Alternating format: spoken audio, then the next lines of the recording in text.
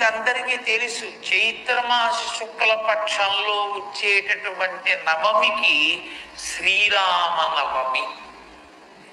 ఆ రోజున రామచంద్ర ప్రభువు ఆవిర్భవించాడు.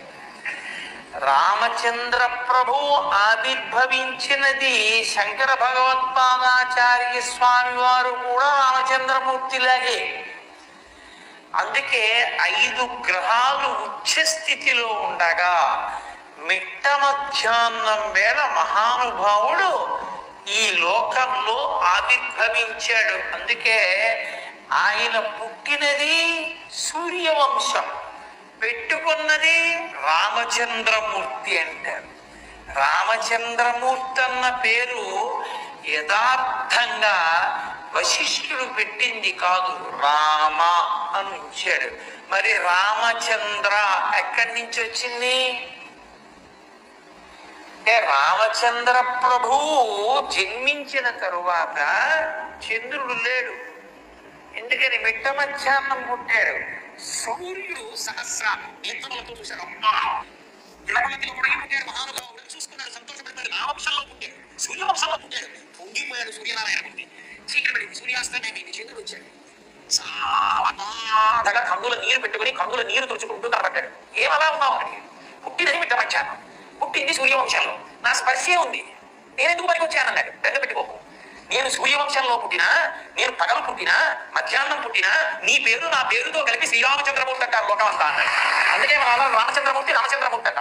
ఫైనల్లో శత్రువుల్ని తప్పింపజేసినప్పుడు సూర్యుడు, భక్తులైనటువంటి వారి పట్ల చంద్రుడు. అమిత్రాణం భయకరో మిత్రాణం భయంకర, అమిత్రులైన వారి పట్ల భయంకరుడు, మిత్రులైన వారి పట్ల అభయంకరుడు. అటువంటి రామచంద్రమూర్తి ఈ లోకంలో నరుడిగా జన్మించాడు. నరుడిగా వచ్చినటువంటి అవతారం ఒక్క దాంట్లోనే అసలు ఏ ప్రయోజనం ప్రధానంగా ఈ లోకంలోకి వచ్చాడో ఆ రాక్షస సంహారం తరువాత తన అవతార పరిసమాప్తి చెయ్యలేదు, ఒక్క రామావతారంలోనే. ఇందుచేత అసలు రామ సంహారం అయిపోయిన తర్వాత అవతార పరిసమాప్తి చెయ్యొచ్చు, కానీ దశవర్ష సహస్రాన్ని దశవర్ష శతానిచ 11,000 సంవత్సరములు ఈ భూమి మీద ఉంటారు. ఎందుకని? ఒక్కటే కారణం, రావణాసురుడు నరులను అధిక్షేపించాడు. అసలు బ్రహ్మగారిని మనం కోరుకునేటప్పుడు మాట తులభూతహితామధ్యే ప్రాణినో మనుషాదయ, మిగిలిన వాళ్ళ పేర్లు ఎత్తి వాళ్ళ వల్ల మరణం కలగకూడదని కోరుకుంటారు. అసలు నేను నరవానరుల పేరెత్తాను, వాళ్ళ వల్ల సరిపోకూడదని వాళ్ళని ఏం చేస్తారు? అంత చులకన చేయబడినటువంటి నరుడి యొక్క వైభవం ఏమిటో లోకానికి చాటి చెప్పడానికి రావణ సంహారం చేసిన తర్వాత 11,000 సంవత్సరములు ఈ భూమి మీద ఉండి నరుని యొక్క వైభవాన్ని లోకానికి చాటి చెప్పినటువంటి మహోత్కృష్టమైన అవతారం శ్రీరామావతారం. కాబట్టి శ్రీరామ నవమి ఎలా చెయ్యాలి అన్నది శాస్త్రప్రోక్తం. శ్రీరామ నవమి చేసేటప్పుడు శ్రీరామ నవమి పూర్ణోపవాసం. శ్రీరామ నవమి నాడు అసలు ఉపవాస విరమణం లేదు, మరునాడే ఉపవాస విరమణం. శ్రీరామ నవమి తిథి నాడు ఎక్కడెక్కడ రామాలయాలు ఉంటే అక్కడక్కడికి తమ పిల్లలతో కలిసి వెళ్ళాలి. పెద్దవాళ్ళు ఎప్పుడో వెళ్ళడం కాదు, చిన్న పిల్లలతో వెళ్ళి కూర్చోవాలి, కూర్చుని భజన చేయాలి. రామచంద్రమూర్తి భజన చేసి పెద్దలైనటువంటి వారు వచ్చి రామచంద్రమూర్తి ధ్యాన శ్లోకాలు చెప్తారు. శ్రీరాఘవం దశరథత్మజ అప్రమేయం అని ఆయన ఎలా అజానబాహువరవింద దళాయతాక్షం రామం నిశాచర వినాశకరం నమామి వీరరాఘవ విజయరాఘవ అని పేర్లే. ఆయన ఎప్పుడు చేతిలో పూదండం పట్టుకుంటాడు. ఏ చేతితో పట్టుకుంటాడో, ఏ చేతితో బాణాలు వేస్తాడో ఎవరికి తెలియదు. ఆయన అసలు ఆయనని చూసి శూర్పణకి ఎందుకు మోహపడిందో తెలుసా? ఆయన అందం చూసి లోకంలో ఋషులు కూడా మోహించారు. పుంసామోహరూపాయ పుణ్య శ్లోకాయ వందనం, పురుషులు కూడా మోహించారు ఆయన అందం అటువంటిది. అందుకు కాదు, అసలు శూర్పణకి ఎక్కడ పొంగిపోయిందంటే, అసలు ఈ చెయ్యి ఎప్పుడు ఇలా పెట్టి బాణం తీస్తారు? ఈ చేతితో కోదండం పట్టుకుంటే ఇలా తీసి ఇలా తగిలించి వింటినారి ఆకరణాంతం లాగి కదా బాణం విడిచిపెట్టాలి. వచ్చిన పెద్ద తంట ఎక్కడ వచ్చిందంటే శూర్పణకి అది కనపడలేదు. ఇలా తీసి ఇలా పెట్టి ఇలా వేయడమే. ఆమెకి రామచంద్రమూర్తి బాహువు కానీ అక్షయ బాణ తూణీరంలోంచి బాణం తీయడం కానీ వింటినారికి తొడగడం కానీ లాగడం కానీ వదలడం కానీ కనపడలేదు. అదొక పెద్ద తిరిగిపోతుందంటే వేగం. ఆ బంగారు కాంతితో బాణాలు తీసి తొడిగి వదులుతుంటే ఇక్కడ చూసి అక్కడ చూస్తే గమ్ గమ్ గమ్ గమ్ పడిపోతున్నారంటే 14,000 మందిని 1 గంట 47 నిమిషాల్లో పడగొట్టారు. అది ఆయన వేగం అంటే. రామావతారంలో వేసినటువంటి బాణ పరంపర వేగం బహుశా ఇంక ఏ అవతారంలో లేదు. చీల్చి చిండని శరంటే చిత్రముఖం అటువంటి అవతారం అవతారం. అందుకు గోపాల గారు పొంగిపోయి పండన భీముడక్క జలవాంగముడు జ్వలబాణతూణకు దండ కళ ప్రచండ భుజతాండవకీర్తికి రామమూర్తికి 2వ సాటి దైవవిక లేదనుచున్ ఎదకట్టి దేవి కాటాండ డండ దండ జలజంబుల దండము నిండ మత్త విదండమునికి చాటెదను దశరథి కరుణాపయోనిధి. నేను ఏనుగు మీద ఎక్కి వచ్చి 4 వీధుల కూడల్లో 2 స్తంభాలు కట్టి దానికి ఒక పెద్ద పేరీ కట్టి దండ దండ దండ నిడదంబుల జండము నిండ మత్త విదండమునికి చాటెదను ఠాం ఠాం ఠాం అని పేరీలు భోగించి రామచంద్రమూర్తితో సమానమైనటువంటి దైవం ఎక్కడున్నాడు? ఆయన బాణములు తీసి ప్రయోగిస్తున్నప్పుడు ఆయన భుజములు రుద్రతాండవం చేస్తాయి. అటువంటి తండ్రి నా తండ్రిని ఎలుగెత్తి చాటుతానని చెప్పుకున్నాడు. అటువంటి రామచంద్రమూర్తి ఆవిర్భవించి రాక్షస సంహారం చేసి ఈ లోకాన్నంతటినీ కూడా కాపాడి నరుల యొక్క వైభవాన్ని ప్రకాశింపచేసేటువంటి మహాపురుషుడు శ్రీరామచంద్రమూర్తి. అందుకే ఆ రోజున నిజానికి వీళ్ళు వాళ్ళు అని ఉండకూడదు. పిల్లలతో కలిసి దేవాలయానికి వెళ్ళిపోయి దేవాలయంలో కూర్చొని ఇంట్లో తెల్లవారుజాముకి ముందే పూజ అయిపోవాలి. పూజ చేసేసుకుని రామచంద్రమూర్తి దేవాలయానికి చేరుకుని రామభజనలు చేయాలి. ఇక ఎంత సంతోషం అంటే ఉర్రూతో ఉబ్బిపోతూ చేయాలి. చేసి పెద్దలు వచ్చి రామచంద్రమూర్తి ధ్యాన శ్లోకాలు చెప్పి రామచంద్రమూర్తి యొక్క మూర్తిని వైభవాన్ని వర్ణిస్తారు. వర్ణిస్తే ఆ వైభవాన్ని దర్శనం చేయాలి. దర్శనం చేసి ఆ రోజు మధ్యాహ్నం భోజనం ఉండదు. ఏదో శరీరాన్ని నిలబెట్టుకోవడానికి కావలసినటువంటి సాత్వికమైన పదార్థాన్ని పరిమితముగా దైవిక ఆహారాలు స్వీకరిస్తారు. స్వీకరించి సాయంకాలం వేళలో సంధ్యావందనాదులు పూర్తయిన తర్వాత రామచంద్రమూర్తికి జరపబడినటువంటి పట్టాభిషేకంలో మకుటధారణ సర్గ చదవాలి. అందరూ కూర్చుని వినాలి. అర్థం కాకపోతే ప్రతి శ్లోకానికి అర్థం చెప్తారు. అర్థం చెప్తూ పట్టాభిషేక సర్గ చెప్తారు. పట్టాభిషేక సర్గ ప్రారంభ శ్లోకంలో వాల్మీకి మహర్షి చెప్పినది ఏమిటో తెలుసా? వృద్ధుడైన వశిష్ఠుడు సీతాసహితుడైన రామచంద్రమూర్తిని సింహాసనముపై కూర్చున్నవిటే. పట్టాభిషేకం అభిషేకం ఓషధీ జలముల చేత అభిషేకించారు. కాత్యాయన వశిష్ఠో వామదేవశ్చాజామాగీరథకాశ్యప కాత్యాయన సుయజ్ఞశ్చ గౌతమో విజయస్తథా. ఆ మహర్షులందరూ వచ్చి బంగారు పాత్రలలో ఉన్నటువంటి ఓషధీ రసములతో అభిషేకం చేశారు.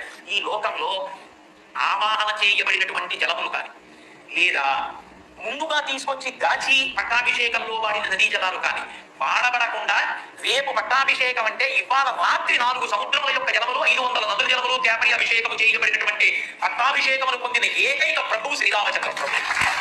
ఎందుకని మా స్వామి హనుమన్నారు. ఆయన వేగాన్ని ఎవరు తట్టుకోగలరు? మనోజమం మరుతుల్య వేగం జితేంద్రియం బుద్ధిమతాం వరిష్టం మతాత్మజం మనవయూథ ముఖ్యం శ్రీరామదూతం శిరసానమామి. ఆ వానర సమూహములు 500 నదుల నీళ్లు 4 సముద్ర జలాలు బంగారు కలశలతో తెచ్చారు. ఓషధీ జలములను పిండారు వశిష్ఠుడు. ఆ బంగారు పాత్రను ఎత్తి ఓషధీ జలములతో అభిషేకం చేసి ఆ కిరీటాన్ని వర్ణిస్తారు. ఆ బంగారు కిరీటాన్ని ఆ బంగారముతో అలంకరింపబడినటువంటి సభా ప్రాంగణంలో బంగారు ఆసనం మీద ఉంచి వర్ణిస్తారు. బ్రహ్మగారిదే దత్తము చేయబడి స్వయంభవ మరుగు చేత మొట్టమొదట ధరింపబడి పరంపరాగతంగా వస్తున్నటువంటి ఆ కిరీటాన్ని ఎత్తి పట్టుకుని వశిష్ఠుడు రామచంద్రమూర్తి యొక్క తల మీద పెట్టారు. ఆయన కిరీటాన్ని పెట్టుకున్నప్పుడు పక్కన ఉన్నటువంటి సీతామహాలక్ష్మీదేవి కూడా తెలుస్తుంది. అనగా ఆదిలక్ష్మి అయిన రుక్మిణితోట క్రీడ సల్పుతున్న కృష్ణ చూచి పట్టణంలోని ప్రజలులసిల్లిరి ప్రీతులగుచు ముక్తగీతులగుచు అంటారు కొత్తగారు భాగవతంలో. అలా సీతారాములిద్దరినీ కలిపి చూస్తే సమస్త భయములు తొలగిపోతాయి. రాముడు కిరీటం పెట్టుకున్న సన్నివేశాన్ని కానీ విన్నట్టయితే శ్రీరామనవమి నాడు రామచంద్రమూర్తిని పరిపాలకుడిగా మీరు చూశారు. రామరాజ్యము అన్న మాటకు అర్థం ఏంటో తెలుసా? రామరాజ్యం అని ఎందుకు పిలుస్తారో తెలుసా? రామరాజ్యమునందు రాజ్య పరిపాలన చేసినటువంటి ప్రభు అయిన రామచంద్రమూర్తి పరిపాలనలో తనదైన బుద్ధి చేత నిర్ణయము ఏదొక్క విషయములో చెయ్యలేదు. ఎప్పుడు పరిపాలనలో ఏ నిర్ణయం తీసుకోవలసి వచ్చినా శాస్త్రం ఏం చెప్పింది దాన్ని బట్టి చేశాడు. శాస్త్రమును అనుసరించి పరిపాలన జరిగితే లోకమంతా సుభిక్షంగా ఉంది. ఆ శాస్త్ర మర్యాద లోకంలో ప్రవర్తించాలి. పరిపాలకులందరి యందు శాస్త్రమునందు గౌరవం ఏర్పడాలి. యజ్ఞయాగాది క్రతువుల యందు విశ్వాసం ఏర్పడాలి. ప్రతి ఇంట రామో రామో రామ ఈ మాటలు తప్ప వేరొక మాట తెలియదు. ఇంటికి తాళాలు తెలియవు. పెద్దవాళ్ళు ఉండగా పిల్లలు మరణించడం తెలియదు. పిల్లలకి పెద్దలు ప్రేతకార్యం చేయడం కట్టినం పెట్టడం అనడం లేదు. అంటే రామరాజ్యం అంత గొప్పది ఎందుకైంది అంటే రాముడి శాస్త్రం ఒకటి. రాముడు నా బుద్ధికి ఇది తోచింది చేస్తున్నానని అనడం లేదు. శాస్త్రం ఇలా అంది కనుక నేను ఇలా చేస్తానన్నాడు. శాస్త్రాన్వయముతో జరిగిన పరిపాలనకు రామరాజ్యం అని పేరు. అదే రామరాజ్యం అనడానికి కారణం. అటువంటి రామచంద్రమూర్తిని పరిపాలకుడిగా కిరీట ధారణతో చూడాలి. కిరీట ధారణతో చూడాలి అంటే మకుటధారణ సర్గ చదువుకోవాలి. ఇప్పటికీ ద్రవిడ దేశం అంతటా కూడా కంబరామాయణం చదువుకుంటారు. మకుటధారణ సర్గ చదువుతారు. శ్రీరామనవమి సాయంకాలం చదివి భజన చేసి రామచంద్రమూర్తికి తులసిమాలతో అలంకృతం చేసి అర్చన చేసి ఆ రాత్రి ఇంటికి వెళ్ళి మరునాడు ఉదయం మళ్ళీ అందరూ స్నానం చేసి ఇంట పునఃపూజ చేసుకుని మళ్ళీ రామాలయానికి రావాలి. మళ్ళీ రామాలయానికి వచ్చి ఎవరి శక్తి కొలది వారి శక్తి వంచన లేకుండా ద్రవ్యాన్ని సమీకరించి వానర సమూహములు రామచంద్రమూర్తి దగ్గర ఎలా సంతోషపడతాయో అలా ముందు రోజు పట్టాభిషేకం అయింది కాబట్టి మరునాడు దశమి నాడు అందరూ కలిసి కూర్చుని ప్రసాద స్వీకారం చేస్తారు. భోజనం చేస్తారు ఈశ్వర ప్రసాదంగా. అది శ్రీరామనవమి చేసేటటువంటి విధానం. ఇందులో సాయంకాలం ఊరిగింపు చేస్తారు. ఊరూరా వాడవాడ రామచంద్రమూర్తి పల్లకి పట్టుకుని రామనామంతో తిరిగి వస్తారు. శాస్త్రము మీద అనురక్తి కలగాలి అంటే, ధర్మమునందు అనురక్తి కలగాలి అంటే, వేదమునందు అనురక్తి కలగాలి అంటే రామభక్తిని పొంది తీరాలి. అటువంటి రామచంద్రమూర్తి యందు భక్తి ఏర్పడడం అంటే శాస్త్రమునందు భక్తి కలగడం. ఆయన పరిపాలకుడిగా కూర్చోవాలి. రాముడు పరిపాలకుడిగా కూర్చోవడం అంటే త్రేతాయుగంలో నరుడిగా కాడు, విష్ణువు రాముడిగా వచ్చినటువంటి విష్ణువు పరిపాలకుడుగా రామచంద్రమూర్తిగా కూర్చోవాలి. విష్ణువు రాముడు నరుడు కాడు, రాముడు విష్ణువుని విభజించగలిగినటువంటి వ్యక్తి ఎవరు రామాయణం మొత్తం మీద ఒక్కరే సీతమ్మ. సీతమ్మ లేని నాడు రాముడు ఎవరో తెలియదు లోకానికి. ఎందుకని కేవలం నరుడిగా జన్మించాడు, ఏమీ తెలియని ప్రకృత నరుడిగా తిరిగాడు. కృష్ణుడు అలా కాదు, వామనావతారం అలా కాదు, శ్రీ మహావిష్ణువుగా కనబడ్డారు. అందులో కృష్ణావతారం దగ్గరికి వచ్చేటప్పటికి అయ్యబాబో ఈ చతుర్భుజుడి శంఖచక్ర గదాపద్మములతో పట్టుపీతాంబరం కట్టుకుని అసలు వనమాలతో కౌస్తుభరత్నంతో ఆ పసిడి మొలతాడుతో ఆయన కనపడినటువంటి విధానానికి ఈయన నా కొడుక అని నందుడు పొంగిపోయాడంటే దాన్ని వర్ణిస్తూ పోతన గారు అంటారు, జలధర రేగు రాజాను చతుర్బాహు సరసీరు అక్షు విశాలవచ్చు జాను గదా శంఖచక్ర పద్మ విలాసు కంఠ కౌస్తుభమణి కాంతిభాను కమనీయ కటిసూత్ర కంకణ కేయూర శ్రీవత్సలంచనంచిత విహారు మరుకుండల ప్రభావిత కుంతల లాటు వైఢూర్య మణిగణ పరకిరీటు బాలు పూర్ణిందు విజిదాలు భక్త లోకపాలు సుగుణాల బాలు కృపావిశాలు చూచి పులకించి తిలకించి చూద్యమంది ఉబ్బి జలరేగి వసుదేవుడు ఉత్సహించే. ఆ వసుదేవుడు అంత పొంగిపోయాడు ఆ కృష్ణ స్వరూపాన్ని చూసి. రాముడు అలా కాదు, ప్రాకృత మనుష్యుడిగా జన్మించాడు. అలా నరుడిగా వస్తే కానీ రావణ సంహారం జరగదు. కానీ నరుడుగా వచ్చిన రాముడి విష్ణు ఎవరు నిరూపించింది? సీతమ్మ. ఎందుకని ఆయన నరుడు 12 నెలలు కౌసల్యాగ ప్రవాసం చేసి వచ్చాడు. సీతమ్మ అతనే కృషక్షేత్రం లంగల బుద్ధిరామయ అని చెప్పాడు జనకుడు. నేను భూమిని యజ్ఞం కోసం దున్నుతుంటే ఆమె పైకి లేచిందని చెప్పాడు. దొరికింది కాదు, వందసాల పద్మావతీదేవి పైకి లేచింది. ఆవిడ పైకి లేచి ఆ తల్లి తనకి తాను పేరు పెట్టుకుంది, సీతానాం నీతి విశ్రుత అని చెప్పాడు. సీత అని పేరు ఆవిడే పెట్టుకుంది. ఈమె నాకేమవుతుంది అని చూస్తున్నాడు. అశరీరవాణి పైనుంచి పలికింది, ధర్మేణ తనయా తమా ఓ జనక, ధర్మము చేత ఈమె నీకే కుమార్తె అందుకని జానకి. ఇప్పుడు అనుమానం వచ్చింది జనకుడికి, ఈమె నరకాంత కాదు, ఒక స్త్రీ గర్భము నుండి రాలేదు కాబట్టి ఈమెకి భర్త ఎవరు అని చెప్పాలి. అని చెప్పలేదు. నేనెవరిని వరుణ్ణి చూడడానికి? అయోనిజ అయిన తల్లి, తనంత తాను పైకి లేచిన తల్లి, పరదేవతా స్వరూపం. ఇప్పుడు ఆ తల్లి మాయాశక్తి అయితే మాయను నియమించగలిగిన వాడు, ధరించగలిగిన వాడు, భరించగలిగిన వాడు, వహించగలిగిన వాడు, శాసించగలిగిన వాడు పరబ్రహ్మ ఒక్కడే. ఈమె పుట్టింది కాబట్టి ఆయన పుట్టాడు. ఎక్కడ పుట్టాడో నాకు ఎలా తెలుస్తుంది? అందుకని ఈమె వీర్యశుల్క. ఎవరు శివధనస్సు ఎక్కువ పెడతారో ఆలకిస్తానండి. శివధనస్సు ఒకటి, విష్ణుధనస్సు ఒకటి కాదు, పరబ్రహ్మ యొక్క ధనస్సు దాన్ని ఎక్కువ పెట్టిన వాడు పరబ్రహ్మం. అందుకు వచ్చాడు రామచంద్రమూర్తి. అందుకే మొదట రాముడిని చూసినప్పుడు జనకుడు తూలనాడు. అధనుషస్య ప్రబోధనే ఆరూపణే సమాయోగే వేపనే తొలనే పివా అనే ఆ మనుష్యుడు ధనస్సు ఎక్కువ పెడతాడా? ఆ వింటి నారి కింద విప్పాలి. విప్పి ధనస్సు పైన వేసి ఒకసారి ఉరి వేసి ప్రకారం చేసి బాణాన్ని సంధించాలి. ఒక మనుష్యుడి పిల్ల ఎత్తుతాడా? కాబట్టి నమ్మకం లేదు జనకుడికి. కానీ రాముడు అక్కడికి వెళ్ళి చూసి గురువు గారిని అడిగారు. మర్యాద గురువు గారి వంక చూసి, భగవన్ దీన్ని ముట్టుకోమంటారా?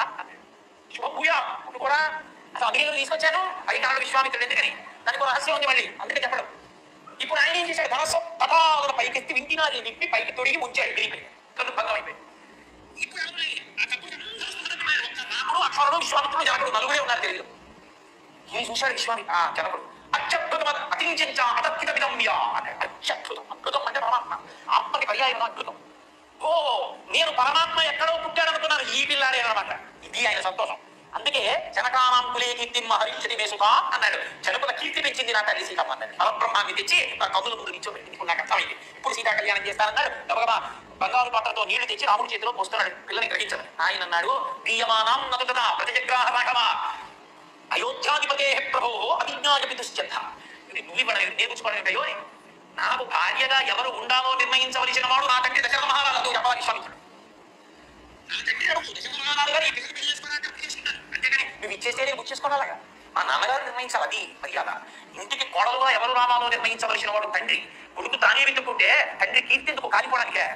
తండ్రి నిర్ణయిస్తాడు. నీకు చదువు చెప్పించినప్పుడు, నీకు కన్నప్పుడు, నీకు ఆస్తి ఇచ్చినప్పుడు, నీకు లోకంలో మర్యాద తెచ్చినప్పుడు, నీకు అన్నం పెట్టినప్పుడు నీకు వచ్చిన తండ్రి నీకు భార్యగా ఉండాలో నిర్ణయించలేనంత అవివేక నీ దృష్టిలో. రాముడు మరుడిగా ధర్మాన్ని నిరూపించాడు. నా తండ్రి చేశాడు. దశరథ మహారాజు గారు వచ్చారు. వంశాల గురించి కనుక్కున్నారు. నేను కోడలుగా స్వీకరిస్తున్నానన్నారు. అంటే సీతమ్మ పక్కన కూర్చుంటే అర్థమైంది రాముడు నరుడు కాడు పరబ్రహ్మ. ఇది సీతమ్మ పక్కన లేని నాడు రాముడు పరబ్రహ్మని తెలియదు. పరబ్రహ్మం అయితే తప్ప యుగములు దాటిపోయినా పూజకి మనం స్వీకరించాం కదా. అందుకని రామపరబ్రహ్మం. ఆ రామపరబ్రహ్మని నిర్ణయించిన సీతమ్మతో కలిపిన ఘట్టం సీతారామ కళ్యాణం. కళ్యాణం అంటే జీవ బ్రహ్మైక్య సిద్ధి. వివాహం అంటే ఇద్దరి మధ్య కలయిక, ధర్మ ప్రజాపత్యత్వం, ధార్మికమైన సంతానం కోసం కాదు. జీవుడు బ్రహ్మము ఏకమైపోయిన ఘట్టానికి కళ్యాణ ఘట్టం అని పిలుస్తారు. పూర్ణత్వాన్ని పొందాలి జీవ బ్రహ్మైక్య సిద్ధి చిన్ముద్ర. అదిగో అది నిరూపణ చేయడానికి సీతా కళ్యాణ ఘట్టం చేస్తారు. ఆ కళ్యాణ ఘట్టం చేసి సీతమ్మ పక్కన ఉంటే వాళ్ళప్పుడు చదువు పరబ్రహ్మతత్వానికి పట్టాభిషేకం. అందుకని మకుటధారణ సర్గ చేయాలి. యథార్థములకు మకుటధారణ సర్గ చదివి, పట్టాభిషేక సర్గ చదివి మరునాడు ఉపమాస చేసి అందరూ కలిసి కూర్చుని భోజనం చేయాలి. కాబట్టి అది శ్రీరామనవమి. అక్కడ నా మొదటి ఆర్డర్ ఏంటో